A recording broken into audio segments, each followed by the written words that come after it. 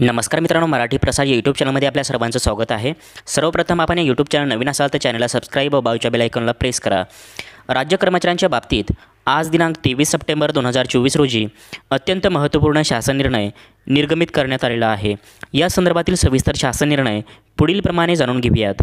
वित्त विभाग शासन निर्णय दिनांक 31 मार्च 2023 नुसार दिनांक 1 नोव्हेंबर 2005 रोजी व त्यानंतर राज्यातील जिल्हा परिषदा तसेच मान्यताप्राप्त खाजगी 100% अनुदानित प्राथमिक, माध्यमिक, उच्च माध्यमिक व अध्यापक विद्यालयातील 100% अनुदानित पदावरील शिक्षक, शिक्षकेतर कर्मचारी जो परिभाषित अंशदान निवृत्तीवेतन योजना राष्ट्रीय निवृत्तीवेतन योजनेचा सदस्य आहे, अशा शिक्षक, शिक्षकेतर कर्मचाऱ्यांचा सेवेत असताना मृत्यू झाल्यास त्याच्या कुटुंबियाला कुटुंब निवृत्तीवेतन व मृत्यू उपदान तसेच रुग्णता सेवानिवृत्त झालेल्या शिक्षक, शिक्षकेतर कर्मचाऱ्याला रुग्णता निवृत्तीवेतन आणि सेवानिवृत्त उपदान लागू करण्यात आले आहे। त्यानुसार सदर कुटुंब निवृत्तीवेतनधारकास व रुग्णता निवृत्तीवेतनधारकास महाराष्ट्र नागरी सेवा निवृत्तीवेतन नियम 1982 मधील तरतुदीप्रमाणे कुटुंब निवृत्तीवेतन किंवा रुग्णता निवृत्तीवेतन लागू होईल। तसेच 100% अनुदानित शाळेतील सेवेतून निवृत्त होणाऱ्या शिक्षक, शिक्षकेतर कर्मचाऱ्यांना सेवानिवृत्ती उपदान लागू करण्यात आले आहे।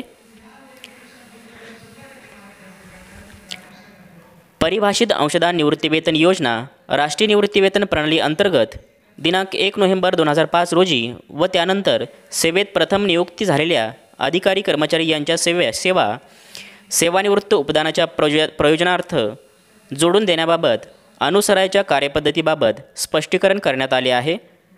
यानुसार राज्यातील जिल्हा परिषदा, मान्यताप्राप्त अनुदानित अशासकीय प्राथमिक व माध्यमिक शाळा, कृषीतर विद्यापीठे व त्यांच्याशी संलग्नित मान्यताप्राप्त व अनुदानित अशासकीय महाविद्यालये तसेच कृषी विद्यापीठे व तत्सम अनुदानित संस्थांमधील कर्मचाऱ्यांना योग्य त्या फेरफारासह लागू करण्यात येणार आहे।